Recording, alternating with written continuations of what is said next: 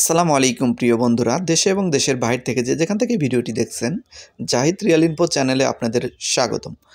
বিশেষ করে নতুন যারা কুয়েতে আসতে চান, কুয়েত সম্পর্কে জানতে চান, তাদের জন্য অত্যন্ত গুরুত্বপূর্ণ ভিডিওটি। বর্তমান পরিস্থিতিতে সবচেয়ে ভালো ভিসা কোনটি, কোনটাতে আসলে আপনি সবচেয়ে ভালো টাকা ইনকাম করতে পারবেন, এই বিষয়গুলো নিয়েই আমি বিস্তারিত কথা বলবো আজকের ভিডিওতে।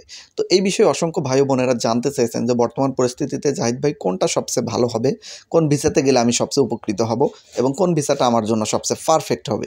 তো এই বিষয়ের বিবেচনা করে আজকের ভিডিওটা নিয়ে আসলাম। তো নানান বিষয়ে তথ্য নিয়ে আপনাদেরকে জানানোর চেষ্টা করবো ইনশাল্লাহ। পুরো ভিডিওতে থাকবে অনেক রকমের তথ্য, তো অবশ্যই ভিডিওটা আপনারা পুরোটা দেখবেন। তো প্রথমে বলি, কুয়েতের সবচেয়ে গুরুত্বপূর্ণ যে বিষয়টি, সেটা হচ্ছে যে বাংলাদেশ থেকে যারা আসে তাদের ভিসার ক্যাটাগরিগুলো। তো কুয়েতে কিন্তু অনেক রকম ভিসার ক্যাটাগরি আছে, প্রায় 7টা থেকে 8টা পর্যন্ত ভিসার ক্যাটাগরি আছে। কিন্তু আসলে মূলত বাংলাদেশিদের জন্য এত ক্যাটাগরি জানার প্রয়োজন হয় না। দুই অথবা 3টি ক্যাটাগরিতে সবচেয়ে বেশি বাংলাদেশের লোক আসে, বাংলাদেশ থেকে লোক আসে। আরও 2-1টি ক্যাটাগরিতেও আসে, খুবই কম।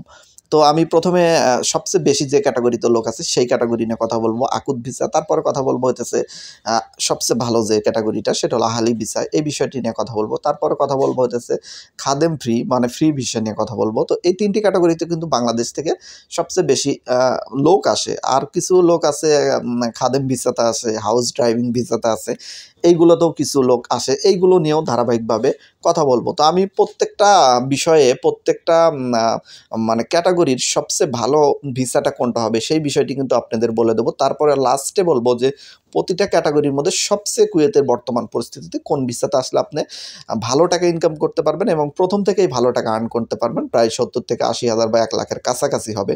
এই বিষয়গুলো নিয়ে আমি প্রথমে আপনাদের মাঝে বিস্তারিত বলবো। তো প্রথমে যে বিষয়টি বলবো সেটা হলো আকুত ভিসা। কুয়েতের সবচেয়ে বেশি যে ভিসাতে লোক আসে বাংলাদেশ থেকে, সেটা হলো আকুত ভিসা। আকুত ভিসার ক্যাটাগরিতে কোন কোন কাজ আছে এই বিষয়গুলো আমি প্রথমে আপনাদেরকে ধারণা দিচ্ছি। প্রথম হচ্ছে ক্লিনার।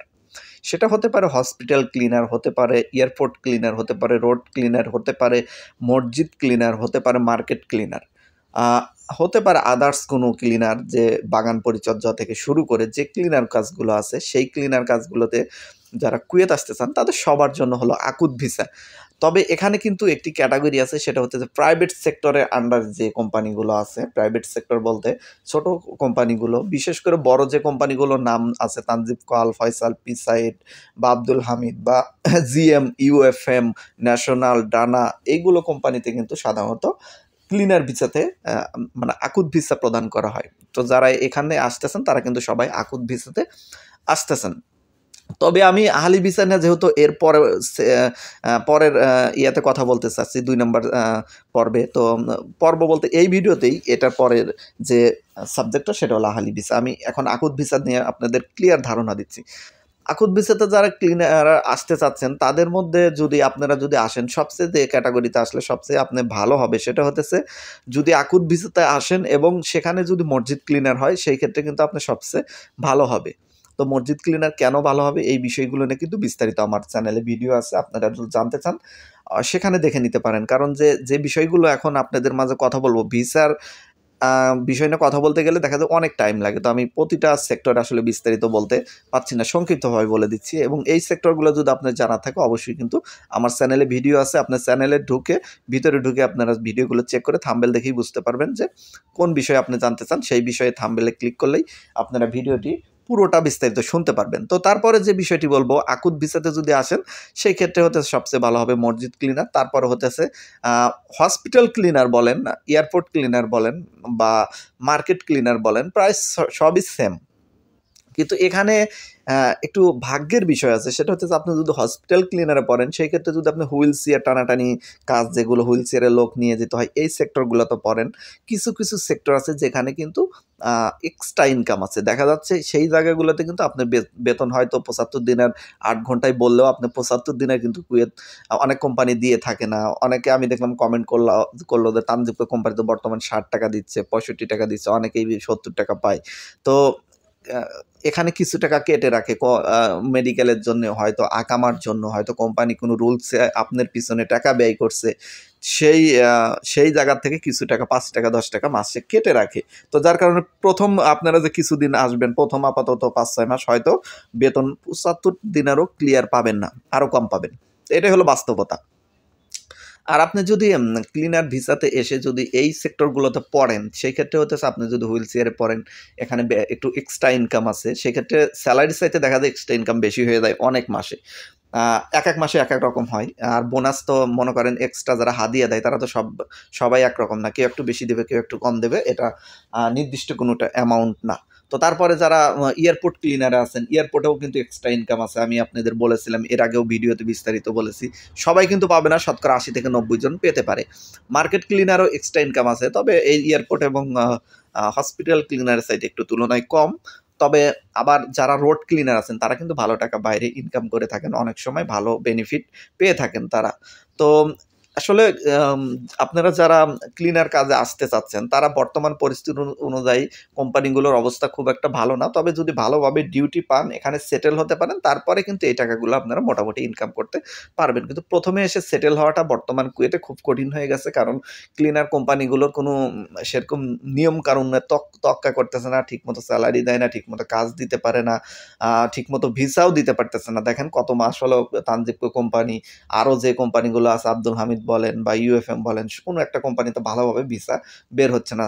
লামানা পারমিট পাচ্ছে না। এই সমস্যাগুলোর কারণেই। কারণ কোম্পানিগুলো 100% নিয়ম মেনে চলতে পারতেছে না। আর নিয়ম মেনে না চলার পিছনে কারণ হচ্ছে কোম্পানি ম্যানেজমেন্ট হয়তো সমস্যা করতেছে, না হলে নানান রকমের প্রজেক্ট মিস হয়ে যায়, কন্ট্রাক্ট মিস হয়ে যায়, যার কারণে তারা সেইভাবে প্রপারলি আপনাদের সাথে মানে কাজ দিতে পারতেছে না। তো এই হলো আকুত ভিসার বর্তমান পরিস্থিতিতে। আকুত ভিসাতে যারা আসতেছেন তাদের আসতে গেলে যদি আসেন, যদি মসজিদ ক্লিনার আসতে পারেন, সেক্ষেত্রে কিন্তু আপনার জন্য ভালো হবে এবং প্রতিটা সেক্টরই আসলে সেটেল হওয়াটাই আপনার জন্য কঠিন হবে। সেটেল হওয়ার পরে কিন্তু মোটামুটি ভালোই করতে পারবেন। তো এরপরে একটি আহলি ভিসা নিয়ে আমি আপনাদের বলি। আহলি ভিসার বর্তমান পরিস্থিতিতে যে ভিসাগুলো বের হচ্ছে, তার ভিতরে আমি দেখলাম এই ডিসেম্বর মাসের শেষের দিকে এবং এই জানুয়ারি মাসের ১ম দিকে কিছু ভিসা বের হয়েছে ডেলিভারি পোস্টে।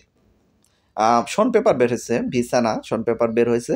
যারা ডেলিভারি ম্যান হিসেবে কাজ করতে চান এখানে, যেমন বাংলাদেশে ফুড পান্ডায় কাজ করে যারা, ঠিক এরকম এখানে যারা ডেলিভারি ম্যান হিসেবে কাজ করতে চান, অনেক কিছু ডেলিভারি হতে পারে। এটা হতে পারে খাবার ডেলিভারি, হতে পারে কোনো জিনিসপাতি, কাপড় অথবা পার্স পাতি ডেলিভারি। তো যেকোনো ডেলিভারি কাজ হিসেবে যারা আসতে চাচ্ছেন, এরকম কিছু ভিসা কিন্তু ভিসার জন্য শন পেপার কিন্তু জানুয়ারি মাসে বের হয়ে গেছে। এই শন পেপারগুলো নিয়ে আমি আজকে বিকেলের দিকে আমি ভিডিও দিয়ে দেবো আপনাদের মাঝে। আর আজকে না দিতে পারলেও কালকে দেওয়ার চেষ্টা করব। তবে আমি চাইলে আজকেও দিতে পারবো। আমি এখন সময়ের অপেক্ষা করতেছি। সময়টা পেলে আমি দিয়ে দেবো। কারণ আমার হাতে অনেকগুলো শন পেপার এসে অলরেডি পৌঁছে গেছে, যে কোন কোম্পানির শন পেপারগুলো বের হয়েছে।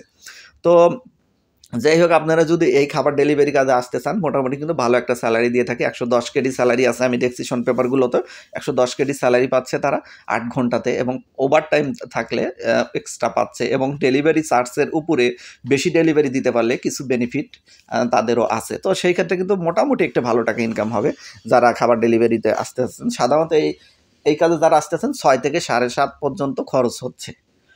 তো এই হলো আহলি ভিসার বর্তমান যেগুলো বের হচ্ছে এটা। তবে সবচেয়ে ভালো হবে আহলি ভিসাটা আপনি যদি প্রাইভেট সেক্টরে আসতে পারেন। তো প্রাইভেট সেক্টরের ভিসাগুলো কিন্তু তেমন একটা পাচ্ছে না, লামানা জটিলতার কারণে তেমন একটা হচ্ছে না। তবে ইলেকট্রিশিয়ানদের ভিসা কিন্তু টুকটাক বের হচ্ছে জার্মান কুয়েত কনস্ট্রাকশন কোম্পানিতে। এখানে কিন্তু আপনি এপ্লাই করতে পারেন যারা ইলেকট্রিশিয়ান হিসেবে আসতে চাচ্ছেন। তো এখানেও কিছু ভিসা বের হচ্ছে কিন্তু, এবং কম্পিউটার অপারেটিং হিসেবে যারা আসতে চাচ্ছেন মার্কেটগুলোতে, কম্পিউটার অপারেটিং হিসেবে সেলসম্যান যারা আছেন তারা, এবং কম্পিউটারে যারা মানে টাকা নেন আর কি, রিসিপশনে আছেন, এইরকম পোস্টে কিন্তু কিছু ভিসা বের হওয়ার কথা আছে জানুয়ারি মাসে। তো এখানেও কিন্তু ট্রাই করতে পারেন, দেখা যাক, সেগুলো তো হতে পারে। তো বর্তমান পরিস্থিতিতে কুয়েতের আসলে আহলি ভিসার মধ্যে তেমন একটা বের হচ্ছে না। আর কিছুদিন আগে ডানা কোম্পানির অনেকগুলো ভিসা বের হয়েছিল স্টোর কিপার হিসেবে, ড্রাইভিং পোস্টে। তো সেই ভিসাগুলোও কিন্তু জানুয়ারি মাসে তেমন একটা আর বের হবে না মনে হচ্ছে, যেহেতু ডানা কোম্পানি অলরেডি নভেম্বর নাকি ডিসেম্বর মাসে ভিসা বা শন পেপার দিয়ে দিয়েছে, ডাইরেক্ট ভিসা দিয়ে দিয়েছে, শন পেপার না। তো এই হলো বর্তমান আহলি ভিসার পরিস্থিতি। তো আহলি ভিসাতে যদি আপনি বর্তমান আসতে চান, তাহলে খাবার ডেলিভারি হিসেবে আসতে পারেন মাতামের কাজে। তো তারপরে আবার আসতে পারেন হচ্ছে এই ইলেকট্রিশিয়ান হিসেবে আসতে পারেন, অথবা আরও যে সেক্টরগুলোতে আছে, যেমন আমি কিছু কাজের কথা বলতেছি, ট্রেইলারিং কাজ, মেকানিক্যাল কাজ, তারপরে হচ্ছে এসির কাজ, রিফ্রিজারেটরের কাজ। যদি এগুলোতে আসতে পারেন কুয়েতে, তাহলে কিন্তু অত্যন্ত বেশি টাকা আপনি ভবিষ্যতে ইনকাম করতে পারবেন।